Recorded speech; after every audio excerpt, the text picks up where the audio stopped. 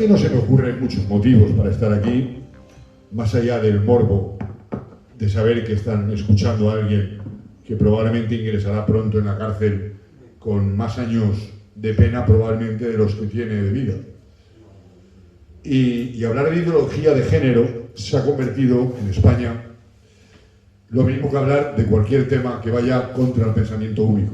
Da igual que hablemos de la vacuna, del COVID, de la guerra de Ucrania, no existe ninguna voz disidente de un pensamiento oficial que parece que uniformiza, adocena y destruye a un rebaño social que vive en una sociedad de fibra de vidrio, de informática desbocada, donde la gente ha dejado de pensar y permite que otros piensen por ellos. Y precisamente así surgió la ideología de género. La ideología de género nos han querido hacer creer que es un principio científico, pero la ideología de género es un conjunto de pseudociencias. En realidad es un entramado ideológico que lo que intenta es cuestionar diferencias biológicas que son asumibles por el más torpe de los seres humanos, la diferencia entre macho y hembra en cualquiera de las especies. En cualquier especie sabemos que hay machos y hembras y solo en una cantidad muy reducida y todas ellas invertebradas hay una tercera condición que es la de hermafroditas, pero no se da, como digo, en especies vertebradas o invertebradas. De ahí que tenga que aclarar que mi discurso no tiene nada que ver con la orientación sexual que pueda tener cada uno de ustedes. A mí me importa poco con quién se acuesta cada uno y a quién decida amar cada uno. Si decide amar un hombre a un hombre, un hombre a una mujer a un hombre, un hombre a un hombre. Incluso hay ya manuales de cómo amar a una gallina, de cómo amar a una cabra, de cómo amar entre gallina, cabra, persona y paloma. Estamos ampliando muchísimo la gama de amores y no seré yo quien cuestione de quién se puede enamorar cada uno. Lo que vengo es a decir algo tan grave como que hoy en día puede ser acusado de un delito de odio por hacer esta afirmación, que es que los machos tienen pene y las hembras tienen vagina. Algo que se acepta en cualquier especie, excepto en los cachorros humanos y en la especie humana. La ideología de género nace a finales de los años 70 y se basa en lo que fue el incipiente marxismo cultural. El marxismo, ante la pérdida de clientela ideológica, ante el fracaso absoluto que había demostrado en todos los países donde se había impuesto, se dedica a buscar otros términos con los que conseguir nuevos adeptos. El viejo rollo de las clases sociales, de los oprimidos contra los opresores, de los oligarcas, pues parece que ya no vendía, sobre todo que no vendía en el primer mundo, porque en el primer mundo, y en la España en la que vivimos, pues la inmensa mayoría de las empresas no son multinacionales, sino que son pequeñas y medianas empresas. El pequeño y mediano empresario es un trabajador solo que con la propiedad de los medios de producción, donde a veces de verdad tienen que hacer maravillas para poder pagar las nóminas de sus trabajadores e incluso quedando sin cobrar la suya propia, donde ha surgido una cantidad tremenda de algo que no contemplaba el inteligentísimo Carlos Marx ni Friedrich Engels, que es la figura del autónomo, una cantidad que por millones moviliza a españoles que ni son obreros oprimidos, ni son empresarios que viven de la cotización de sus acciones en bolsa, sino que se han de levantar a las 6 de la mañana y acabar a las 10 de la noche en jornadas interminables para poder llegar a fin de mes pagando unos impuestos que no están en los escritos y poder alimentar a sus familias.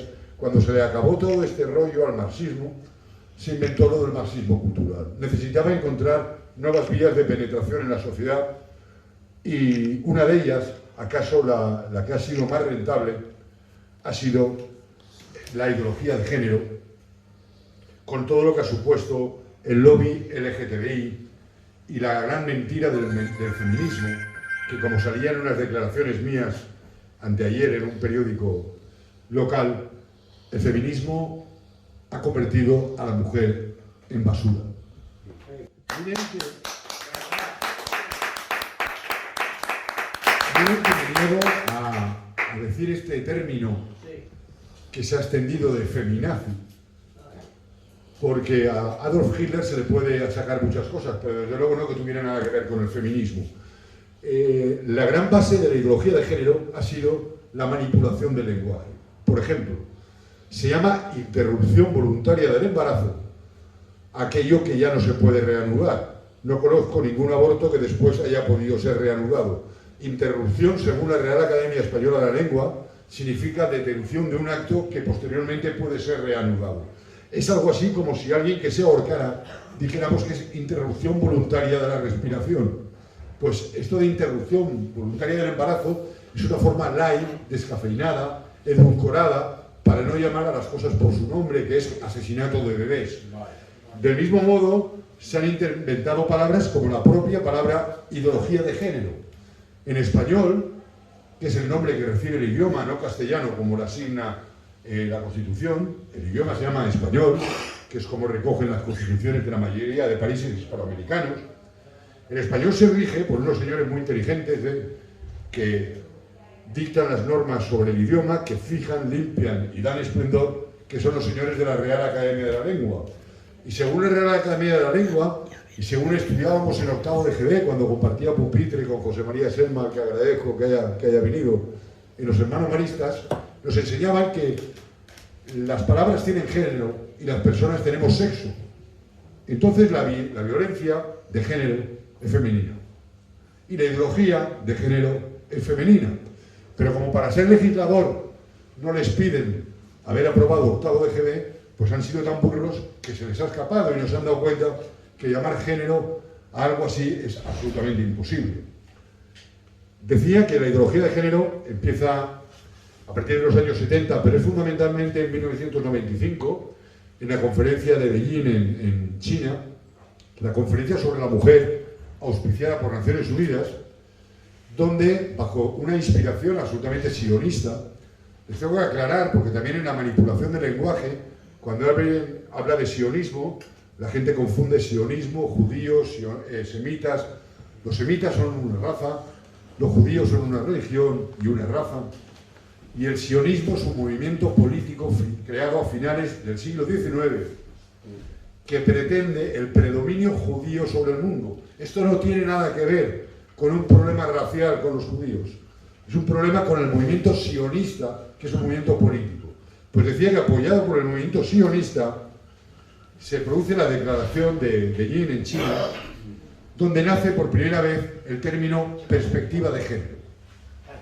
La perspectiva de género, a partir de entonces, va evolucionando hasta que en 2006, con los denominados principios de Yogyakarta, se hace que la aplicación al derecho internacional se ve influenciada por lo que se ha convertido lo que antes se llamaba mafia rosa o lobby homosexual en lobby LGTB, que posteriormente sería lobby LGTBI y ahora es lobby LGTBI, etcétera, etcétera, incluso hasta medio pensionistas, ¿no?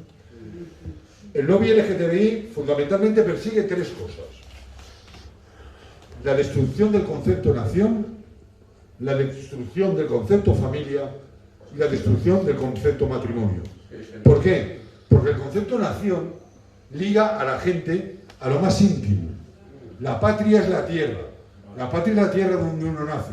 Si uno es segorbino y no ama su tierra, es muy difícil que ame al Reino de Valencia, que se llama así, y ni Comunidad Valenciana, ni País Valenciano. Es muy difícil que alguien sienta la valencianía si no ama Segorbe. Es muy difícil que se les pueda sentir español, porque los sentimientos son piramidales. Uno es segorbino, tanto en cuanto Segorbe no se opone al amor de su familia, porque es el primer amor que conoce. Si uno amando a su familia se puede sentir segorbino, es valenciano si el Reino de Valencia no se opone a la zona castellano parlante y preciosa del Alto Palancia, absolutamente valenciana como las comarcas valenciano parlantes. Y de este modo uno se siente español, porque España no tiene una manera única y castellana de ser, porque desde la unión de los reinos de Isabel y Fernando, de Aragón y de Castilla, España es la suma de muchos proyectos.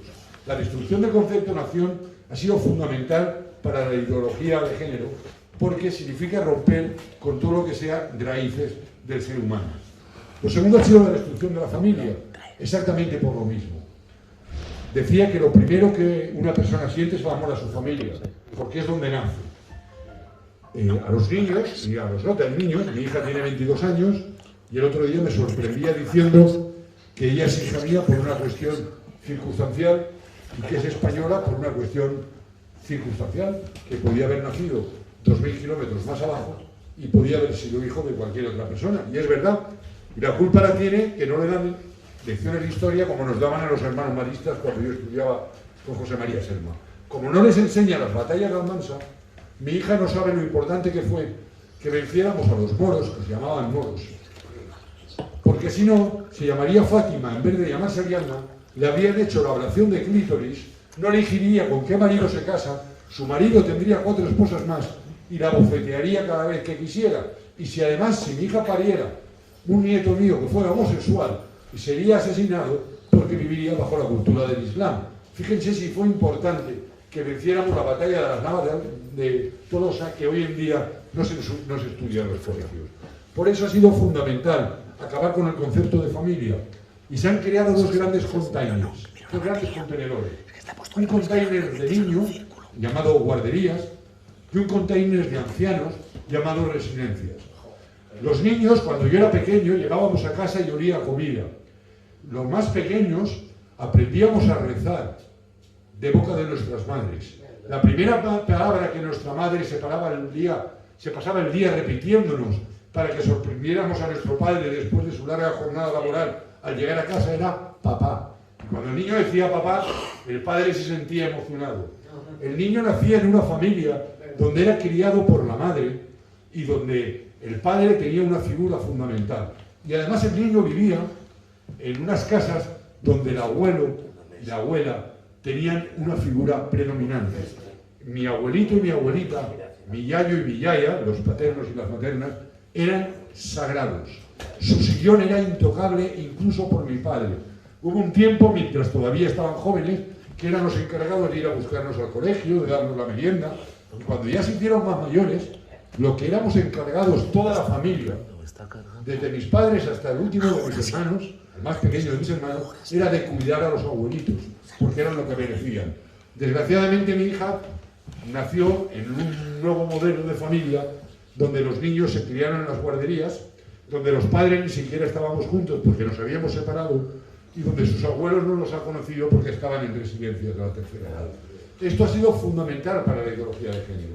Acabar con la tradición, acabar con los nexos de unión del ser humano, con el nexo de la nación, con el nexo del pueblo, con el nexo de la tierra, con el nexo de la familia y finalmente con el nexo del matrimonio. Es evidente que una relación mal llevada, que una relación insoportable, que una relación sentimental que no funciona, a veces es mejor ponerle fin. Pero también es importante saber, y lo digo yo, que soy un separado y un divorciado, pero sé perfectamente que Dios nos creó hombre y mujer, que al matrimonio lo sacralizó como un sacramento, y que solo una vez Dios nos une bajo su bendición y nos advierte de un camino que no hemos sabido seguir, como siguieron nuestros padres, probablemente porque no hemos tenido ni la paciencia ni la creencia en mantener algo como eran los matrimonios que fueron nuestros padres, que probablemente soportaron problemas muy superiores a los que nosotros no hemos soportado y con los que hemos acabado con matrimonios.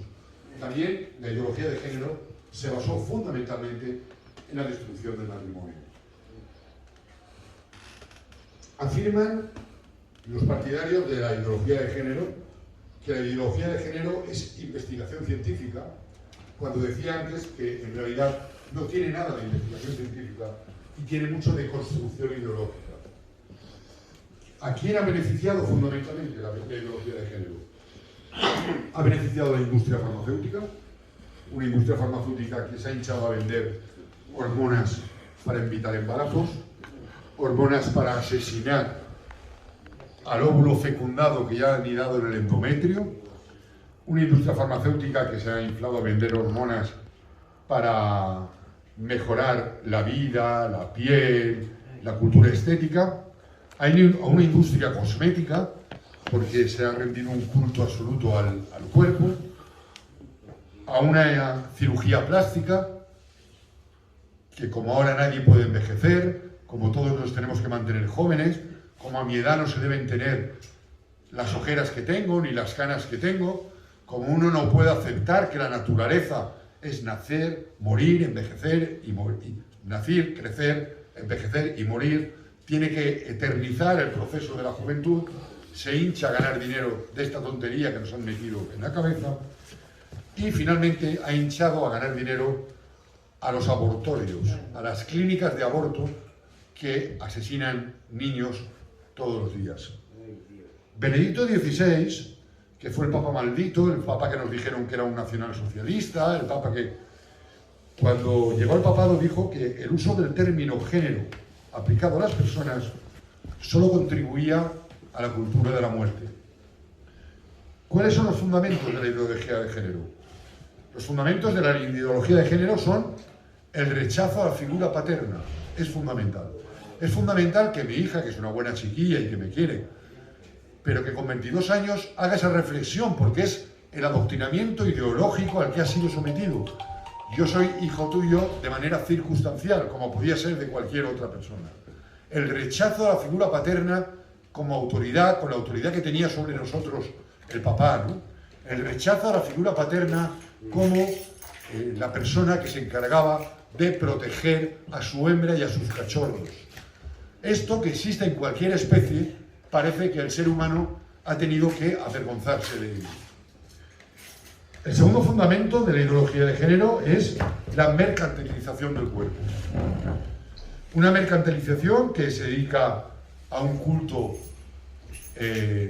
excesivo de la estética. Nadie se puede hacer viejo, todos tienen que ser guapos. Coño, yo llevo 30 años de periodista de guerra, y periodistas de guerra había más guapos y más feos, más gordos y más flacos. Fíjense si eran feos, que yo era de los guapos.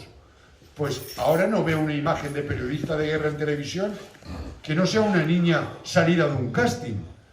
Por cierto, periodistas de guerra que lo más cerca que están del frente es a 300 kilómetros, pero que lo importante es la imagen. Vivimos en un mundo de imagen, donde la gente no se puede hacer mayor, donde la gente tiene que ir al gimnasio, se tiene que inyectar lo que sea por el culturismo, tiene que mantenerse ciclada, espléndida, tatuada, maravillosa, morena, eternamente joven. El siguiente fundamento de la ideología de género es la debilitación de los más débiles, entendiendo por los más débiles a los niños y a los ancianos.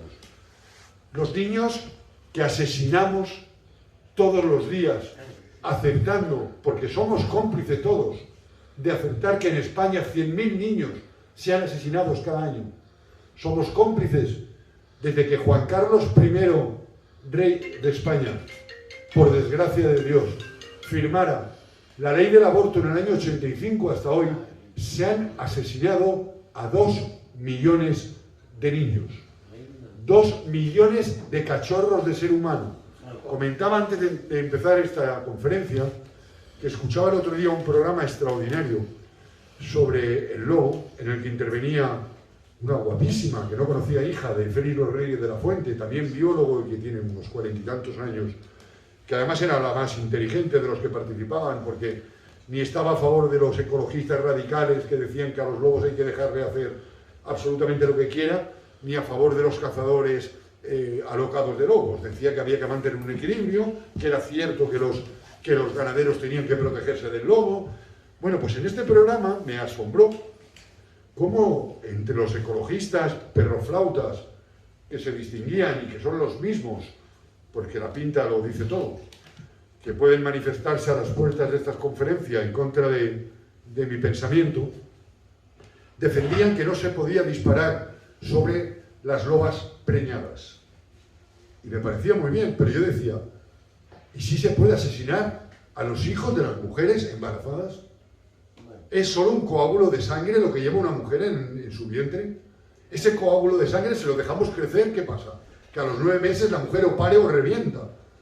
Y pare no en forma de coágulo de sangre muy grande, sino en forma de cabecita, cuerpecito, brazos y piernas, que es un ser humano. Es decir, estamos protegiendo que no se asesine a lobas preñadas e ignoramos y nos da exactamente igual. E incluso se habla por la ideología de género, que es un derecho de la mujer, que se ha conquistado un derecho, que ya ves tú los americanos que es retroceso, están replanteándose la conquista del aborto y nadie llora por las calles de que todos los años en España se asesinen 100.000 niños de manera impune. ¿Dónde está el derecho del padre de esa criatura que también tendría derecho a decidir? Y sobre todo, ¿dónde está el derecho de ese niño? Decía que la debilitación de los más débiles es un fundamento en la ideología LGTBI. Con el aborto, con las tutelas de niños, somos el país con más niños con tutelas robadas a sus padres. 50.000 niños tutelados. Hoy en día en España te quitan la tutela de tu hijo solo por ser pobre.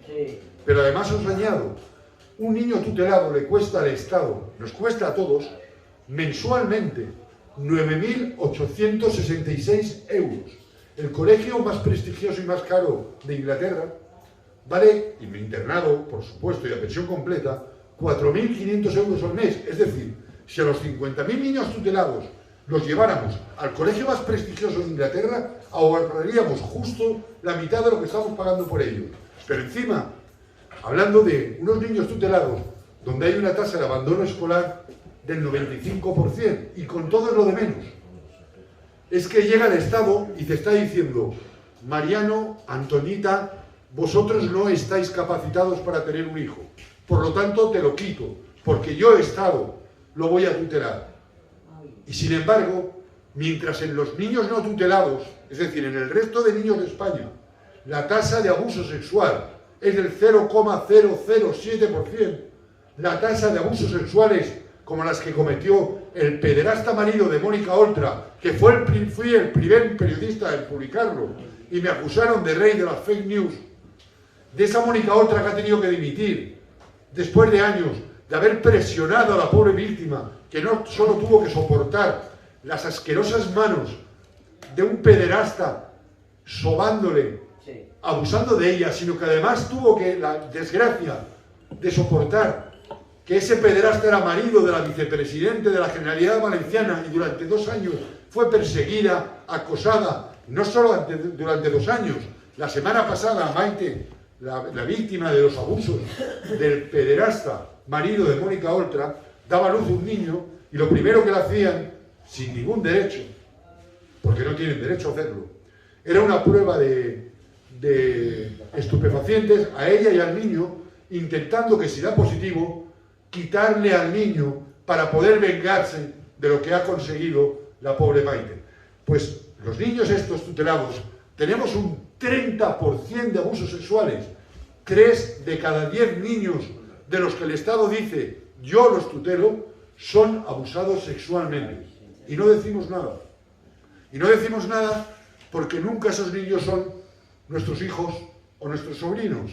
Pero lo que no sabéis es que con la modificación de la ley Montero de la infancia, la que se aprobó en enero en el Parlamento, aún hijos lo podrán quitar por fumar en el coche, por exceder la velocidad permitida en el coche llevando al niño dentro, o simplemente porque os neguéis a que asista a las clases de educación sexual.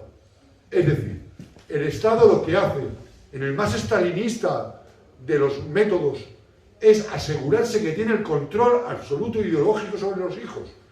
Porque cuando yo era niño, en el colegio me formaban, pero nos educaban en casa.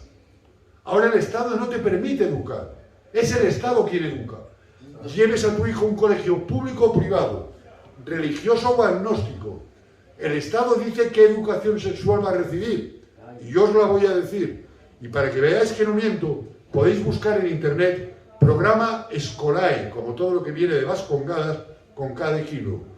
Y el programa Escolae, que es el programa de educación sexual piloto en Navarra, que ha sido aplicado ahora, a partir de este próximo curso, a toda España, habla de que los niños de 6 años se les enseñará, niños y niñas y niñes, se les enseñará a estimular sus zonas erógenas. 6 años. Y habla de que los niños, hasta los 14 años, tendrán el taller de masturbación individual o masturbación grupal. Cómo introducir un pene en la boca sin hacer daño y estimulación anal.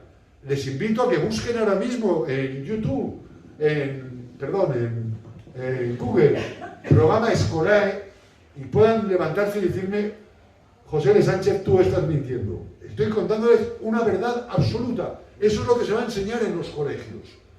Y así las cosas, un juez en Oviedo, hace 15 días, permite que un niño de 8 años, ojo, de 8 años, decida que su género es el femenino y no el masculino, que es una mujer y no un hombre, sin necesidad siquiera de entrevistarse con el psicólogo. ¿Para qué el psicólogo? Yo solo agradezco una cosa de haber nacido en la oprobiosa dictadura franquista, que es que esto no estaba permitido, porque yo de niño me sentía un pirata encerrado en el cuerpo de un hombre. Y si no hubiera existido, si se hubiera permitido esto en el franquismo, hoy me presentaría ante ustedes con un ojo, con un parche en el ojo, con una pata de palo y con un garfio en el brazo. Pero ¿alguien en su sano juicio puede entender que se acerque con un niño de 8 años cambie de sexo? Sin hablar con el psicólogo. Pero ¿alguien en su sano juicio puede entender que esto se pueda dar en el primer mundo? Esto ha sido introducido como calzador, como un supositorio por la fuerza. Como dicen en mi pueblo, Buñol, que son muy brutos, por mucho que te pongas contra la pared, si la lavativa va para el culo, va para el culo. La lavativa ha ido para el culo y por ahí nos ha entrado a toda la sociedad democrática que no decimos nada y nos estamos callando. Pero el año que viene, esa será la educación sexual que recibirán todos los niños. Y si a alguno se le ocurre negar que sus hijos vayan a educación sexual, que sepan que por ese motivo, si el Estado quiere, le pueden retirar la tutela de sus hijos. Además, les cuento por si no lo saben, que cuando el Estado retira la tutela de sus hijos, como lo que le interesa es pillar esos 9.866 euros mensuales que hay por medio, no se acepta ni la familia acogedora ni la propia familia.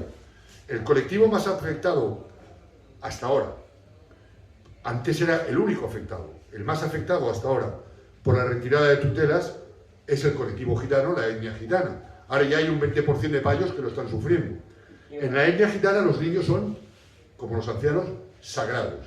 Me parece que hay algunas personas aquí de esta etnia que me lo podrán decir. Sagrados. Un niño es intocable. Cuando una familia, de verdad, porque los hay, payos y gitanos, no están en condiciones de tutelar al niño, salen los abuelos locos para decir: yo me quedo a ese niño. Un niño está mejor con el peor de los abuelos que en un centro de acogida donde tiene un 95% de posibilidades de fracasar escolarmente y un 30% de posibilidades de ser abusado sexualmente. Pues el Estado no permite la tutela de los abuelos. ¿Por qué el Estado, si muchos niños son sustraídos por pobreza, en vez de pagar 9.866 euros por el niño, no les da 1.000 euros a los padres? Y dice: es que no los llevan al colegio. Coño, enséñales a llevarles al colegio.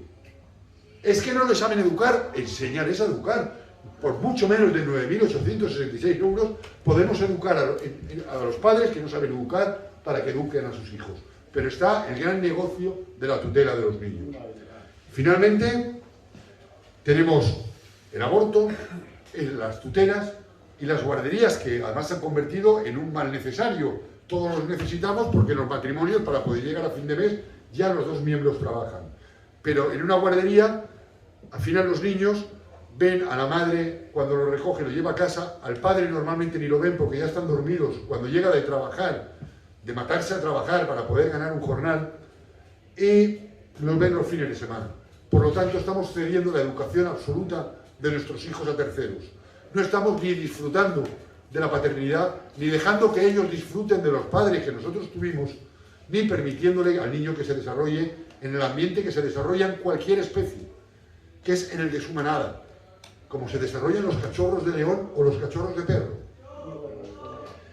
Y a los ancianos se les encierra en residencias, porque como la mujer trabaja y el marido trabaja, algo hay que hacer con ellos, porque como cada vez se vive más años, no se les puede tener en casa. Les regalamos una visita cada 15 días y un poquito de cariño.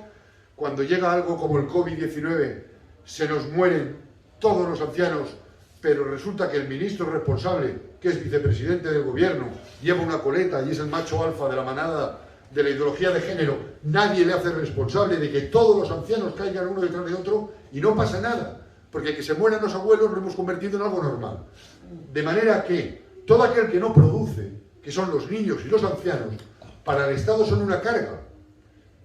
Para el Estado son una carga. Entonces los niños, como les queda mucha vida por delante, el Estado neoliberal que se ha asociado de la mano del marxismo cultural, van de la mano. Yo no me gusta lo del gobierno social comunista, yo digo gobierno liberal comunista, porque el Partido Socialista de socialista tiene poco y tiene mucho de liberal, y ahí se encuentran con el Partido Popular y con todo el resto de formaciones que afectan este sistema producto del régimen del 78. Los abuelos los colocamos en residencias y si se mueren, que se mueran. Y les regalamos cariños con cuentagotas. ¿Se acuerdan ustedes de una película que a mí me marcó mucho cuando la vi? Que no recuerdo el nombre, pero ella se llamaba Noah, la historia de Noah, o la historia, era la historia de un matrimonio donde ella contraía un Alzheimer precoz y él le consagraba la vida hasta que ella le olvidaba. Bueno, una historia tan bonita. Ya no hacen estas películas porque no interesa tampoco a la industria de Hollywood, interesa hacer todo lo contrario y vender el mensaje contrario. Es decir, ningún o muy pocos abuelos ya mueren en su casa, viven rodeados en su vejez del amor de los suyos, del cariño de los suyos, del respeto de los suyos. Otra vez me voy a referir al colectivo gitano. Si estuviera en Asia hablaría de los japoneses, que es otro ejemplo de respeto a los ancianos, de veneración de los ancianos, de cómo ningún joven, por díscolo que sea, se atreve a levantarle la voz a un anciano, porque eso es impensable en la cultura gitana. Y sin embargo, en nuestra sociedad hemos convertido al anciano en algo que no produce. Por lo tanto, si se mueren, mejor. Es un problema para el Estado el que los ancianos cada vez vivan más. Por lo tanto, mejor si se mueren. Lo del COVID viene muy bien al sistema. Y si no se mueren, aprobamos ya en el colmo de la degradación moral la eutanasia. Que la eutanasia te la venden como el fin del sufrimiento de un paciente, pero no es verdad. Resulta que para el paciente hoy en día hay terapias suficientes para que no sufra dolor ninguno. La farmacología ha llegado a tal punto de investigación que es capaz de ofrecer nivel de dolor cero. Pero además, cuando un paciente tiene patologías que le invalidan completamente, cuando un paciente está postrado en una cama de la que no se puede levantar, cuando el Estado debe invertir en terapia asistencial, en terapia con la familia, es decir, al final una serie de recursos que le salen carísimos al Estado. Es mucho más fácil darle una sobredosis de morfina y matarlo, que vale céntimos de euro, que apostar por la vida y hacer que un paciente con una enfermedad terminal tenga nivel de dolor cero y viva el tiempo que tenga que vivir rodeado de quien debe estar rodeado, un ser humano que es de su familia, y morir con el cariño de los suyos. Lo mismo pasa con el aborto. El aborto tiene un coste bajísimo. Si apostamos por la vida, el Estado tiene que apostar por un bebé que va a nacer y tiene muchos años por delante. Hay que ayudar a una madre durante los meses del embarazo, hay que ayudarla durante el parto, hay que ayudarla después del parto, hay que asegurarle que va a poder criar a ese hijo. Es mucho más rentable para el Estado asesinar a bebés y asesinar a ancianos o asesinar a enfermos que cuidar de ellos y apostar por la vida. Otro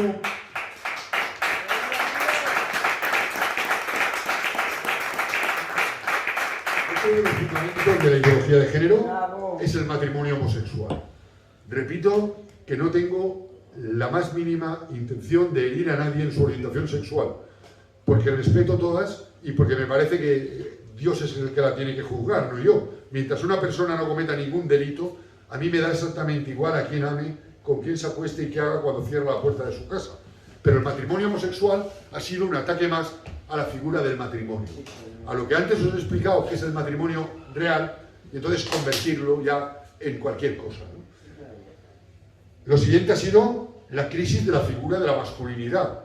Empezamos con el metrosexual, después con el V-sexual. Había que ser con la mujer tierno, pero no amariconado, protector, pero no patriarcal. Coño, al final había que estudiar una carrera de 6 años para poder tener novia. es que al final, para poder decirle a una mujer te quiero y tener las relaciones que han tenido mis padres, mis abuelos, mis bisabuelos, mis tatarabuelos y todos los que me han antecedido, hace falta tener un índice de coeficiente intelectual superior a 160. Einstein fracasaría en esta sociedad como hombre. Uno ya no sabe cómo tiene que comportarse como hombre. Uno ya no sabe qué términos no debe decir para no herir a los homosexuales, qué términos debe decir para no herir a las mujeres, qué términos no debe decir para no herir a los inmigrantes. No sabe cómo comportarse para no ser considerado violento. Una persona, por el mero hecho de llevar un apéndice pendular en la entrepierna, ha de asumir que es un violador y un maltratador en potencia. Sí, no me miren así. Si no creen en esto es que son unos fascistas todos ustedes. Varones de esta sala, ustedes genéticamente son violadores y maltratadores. Y si no lo ponen en práctica es porque reprimen este deseo. No me lo discuta ninguno, porque esto está implantado por la ideología de género. Manolo, tú eres un violador y un maltratador. Y tú otro, Alejandro. Todos somos violadores y maltratadores. Lo hemos mamado. ¿Quién no ha visto a su padre maltratar a su madre y violar? Nos hemos criado así. Bueno, han sido capaces de darle la vuelta a todo hasta el punto de que el hombre ya no sabe ni lo que debe ser. Después, se ha destrozado la figura femenina con la falsa liberación femenina y la pérdida de la feminidad. Si el hombre ya no sabe si tiene que ser macho, si tiene que ser tierno, lo de la mujer ya es para libro. Porque somos una especie tan rara, probablemente la única especie de las creadas por Dios, que a los machos lo que nos gusta de las hembras es precisamente lo que no tenemos, aunque sean hembras. Es decir, un hombre se enamora de la feminidad de una mujer. Del mismo modo que una mujer se enamora de la masculinidad de un hombre. Podremos definir qué es feminidad y qué es masculinidad, pero si a mí me van las tías con pintas de hombres, al final miran los hombres, no miran las mujeres. De la mujer me gustan todas las características que envuelven el término femenino. Igual que a la mujer, entiendo, le atraía del hombre todas las características que envuelven el género masculino, con todas las diferencias que tenemos entre dos machos de la misma especie y dos hembras de la misma especie. Pero ahora nos han vuelto locos con esto. Incluso la introducción de la mujer al mercado laboral, que la gente no lo sabe, fue una idea de Rockefeller, perfectamente planificada, porque lo que no podía permitir el sistema capitalista es que era el 50% de la población no cotizara y no pagara impuestos. Pero con esta liberación que se le ha prometido a la mujer, si se salva del yugo del heteropatriarcado, al final la mujer tampoco sabe ni lo que es, ni lo que debe ser, ni cómo mostrarse, ni dónde encontrarse.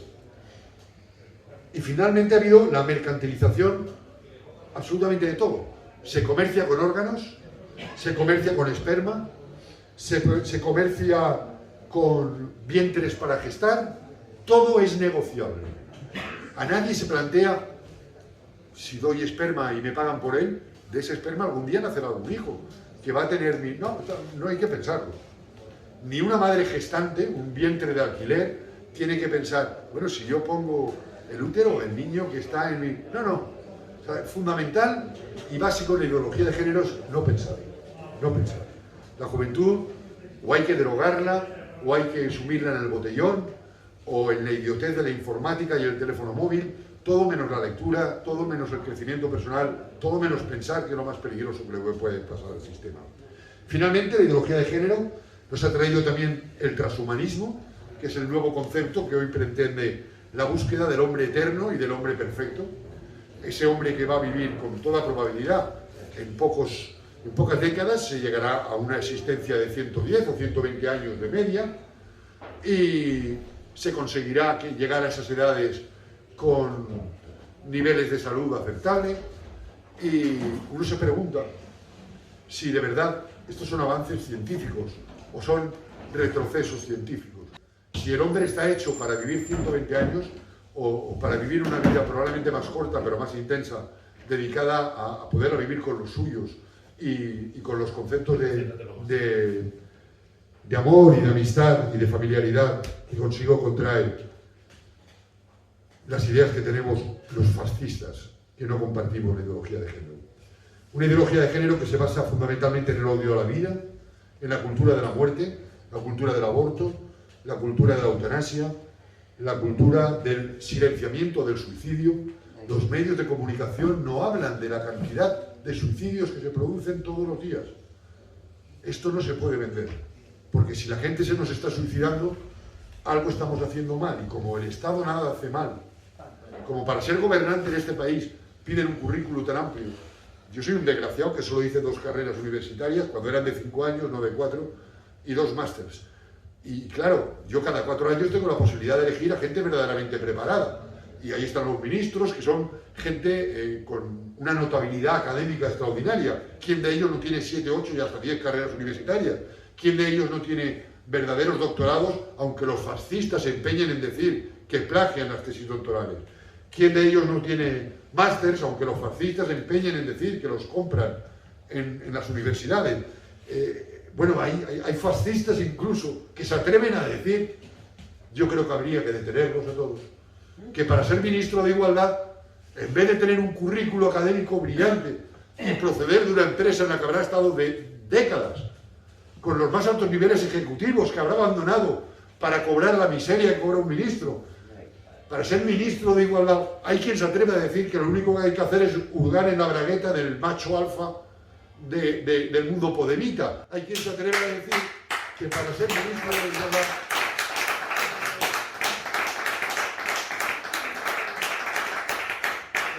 hay fascistas que se atreven a sostener, seguro que hay alguno en esta sala, porque hay mucho más fascistas de lo que pensamos, hay fascistas que se atreven a sostener que para ser ministro de Igualdad una lo que busca es preñarse del macho alfa, aunque ella esté en contra de la natalidad, esté a favor del aborto, preñarse del macho alfa para ya vivir del macho alfa el resto de su vida. Yo, por el contrario, agradezco a Irene Montero todo el avance que nos ha conseguido a los hombres y mujeres de España y desde luego me solidarizo con ella ante ataques tan gratuitos como el que acabo de comentar. Finalmente, junto con la criminalización del varón, hay un último aspecto que es fundamental no perder de vista, que es la pederastia. Por cierto, en portugués me encanta porque pederastia y pedofilia son la misma palabra, no tienen diferencia. En español, si ustedes buscan el diccionario de la RAE, si buscan pedofilia, la primera acepción que otorga es pederastia. Y la segunda dice personas mayores atraídas. Ahora, el colectivo LGTBI está defendiendo que la pedofilia no es pederastia y que la pedofilia debe ser admitida. El otro día, Gaspar Llamazares, sin ir más lejos, el excoordinador general de Izquierda Unida, ante los ataques que los fascistas han hecho a Mónica Oltra y a lo que hizo su marido, decía que no había que confundir pedofilia, pederastia y diferencia en la sexualidad afectiva. Esto no es nada nuevo. Su compañera comunista chilena, Camila Vallejo, también lo pueden buscar en internet, que es más bonita que todas las cosas, mira que es guapa, pero mira que es mala la condenada. Hace muchos años ya que está intentando la legalización de la pedofilia, bajo el argumento de que nadie puede ser condenado por los deseos que sienta, que una cosa es la pederastia, que es el abuso o la violación sexual de menores, y que una cosa es sentir deseo sexual por los menores. No en vano, en Holanda ya existe un partido legalizado de pedófilos y en Canadá se ha despenalizado la pedofilia. Visto así, parece que tienen hasta razón. Este es el debate al que nos llevaban también los podemitas sobre la ilegalización en su día de los grupos próximos a ETA. Era decir, no condenar el terrorismo no significa apoyarlo. Por lo tanto, no se puede ilegalizar a alguien por no condenar algo. Bueno, pero como en mi pueblo somos más simples que el mecanismo de un botijo, al final las cosas hacemos que la distancia entre dos puntos sea una línea recta. Si una persona se siente atraído por menores, acabará disfrutando no solo de ver a niños en el parque cruzado de manos, sino consumiendo como mínimo imágenes en internet o yendo a ver películas X donde aparezcan niños teniendo actos sexuales. Y para hacer esos actos sexuales, esos niños han sido fruto de la pederastia, porque cometer un acto con un niño, con un menor de edad, es pederastia, por lo tanto consume pederastia, por lo tanto es un pederasta. Y si no lo es, es un pederasta en potencia.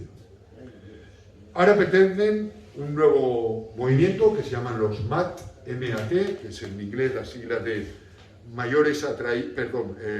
personas atraídas por adultos atraídos por menores. Pretenden hacer esta separación entre pedofilia y pederastia.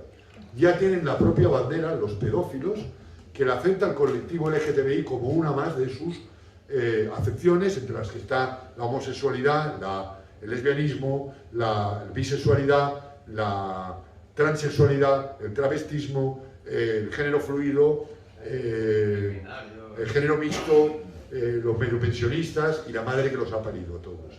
Con todo esto, bueno, pues simplemente los medios sionistas, en manos del sionismo, como es Facebook, ya en 2014 aceptaban 50 opciones de género, 50. Y el transexualismo se convertía en algo aceptado cuando hasta el año pasado, no sé este año, porque no lo he comprobado, la OMS, el Manual de Diagnóstico Psiquiátrico de la OMS, de la Organización Mundial de la Salud, definía la transexualidad como un trastorno de identidad del sexo. Es decir, como estar para allá, como estar para allá. O sea, no tiene nada que ver si te gustan los hombres o si te gustan las mujeres, sino esto de querer cambiar de género, que no sé bien lo que es el género. El lobby LGTBI o la mafia rosa es un grupo de presión sobre políticos, medios de comunicación, industrias de moda, cine, espectáculos, que victimiza a sus integrantes, que criminaliza al varón y que impone el relativismo sobre la ambigüedad sexual. Hillary Clinton fue la máxima defensora del colectivo LGTBI y casualmente también la máxima defensora del aborto. El Papa Francisco, cuando llegó a la curia, admitió textualmente, y esto lo voy a leer para no equivocarme: en la curia hay gente santa, pero también una corriente de corrupción sexual. Se habla del lobby gay, y es verdad, hay que ver qué podemos hacer con él. Como católico practicante, me resulta durísimo criticar a la Iglesia en público, pero no voy a criticar a la Iglesia somos el cuerpo de Dios en marcha.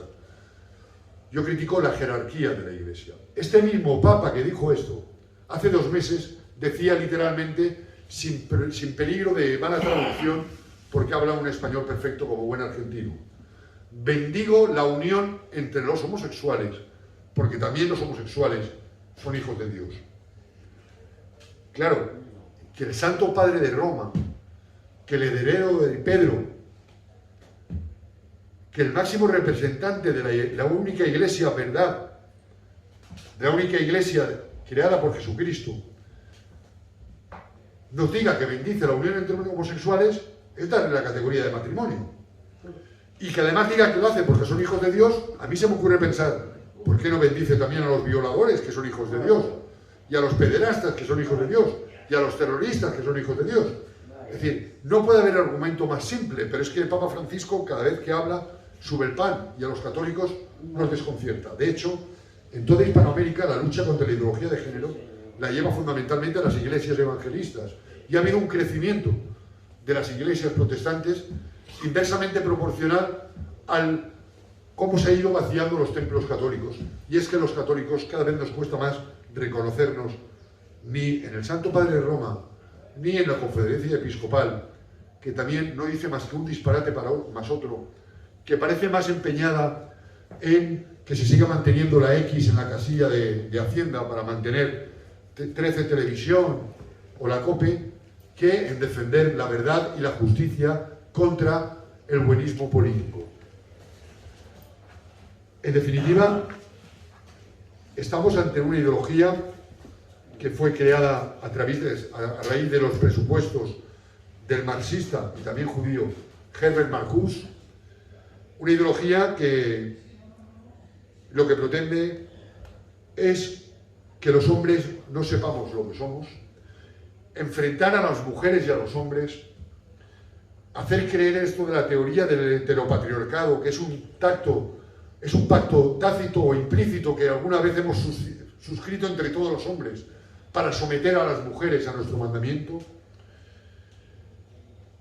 es una cultura de maltrato y de violación, una cultura que permite la violación en género y miente. El periodismo nos enseñaba en el primer día en la facultad que es contar todo aquello que ocurre y que otros no quieren que se sepa. ¿Por qué no cuentan quién hay detrás de cada violación grupal? ¿Por qué no cuentan que el 92% de las violaciones grupales en España está cometida por musulmanes? Hay que decirlo, porque además si alguien lee el Corán, encontrará 50 versículos donde dice que hay que declarar la guerra santa, asesinar al infiel, y 24 versículos donde Mahoma dice directamente lo que hay que hacer con la mujer del infiel. Es decir, el musulmán viola a la mujer española por puta, por hereje, porque merece ser violada. Y esto no se puede contar. Y cada vez que nos cuentan una violación grupal, no nos cuentan quién la está provocando. Porque nosotros, ateos y todo, como nos hemos vuelto, todavía tenemos en nuestros genes, en nuestro ADN, una cultura que se nos enseñó, donde la mujer era tratada de un modo bien diferente. Ahora incluso hay fascistas que todavía ceden su sitio en el autobús o dejan pasar a una mujer delante en una tienda. Fascistas que no deberían ser rependidos, sino que deberían ser ahorcados en la plaza pública, para escarnio, para que sepan que esto no es modo de tratar a una mujer, que a la mujer no le gusta el caballero, que no hay ninguna mujer al que le gusta que el caballero la trate como una dama, que a su mujer la trate como una princesa. No le gusta a la mujer, porque la mujer se ha vuelto otro macho con el que luchar. Y con esto, pues casi que voy a acabar, y les voy a dejar con toda la intranquilidad de saber que todo cuanto les he contado está absolutamente impuesto ya en nuestras leyes, que la ideología de género se ha ido imponiendo en las leyes de todos los países liberales, de todos los países que tienen estados de derecho, que ha sido aceptado absolutamente, no solo por la totalidad de partidos políticos. Yo, como estoy en contra de todos los partidos, como estoy en contra del sistema, como soy un republicano, pues pueden decir, este es un tío raro, pero no, es que ha sido aceptada por la propia jerarquía de la Iglesia, que de una manera manifiestamente vergonzosa abandona la verdad de Cristo, abandona la verdad de la Biblia, aquella que dice que Dios creó al hombre a su imagen y semejanza, y que creó a Adán y Eva, que los hizo macho y hembra.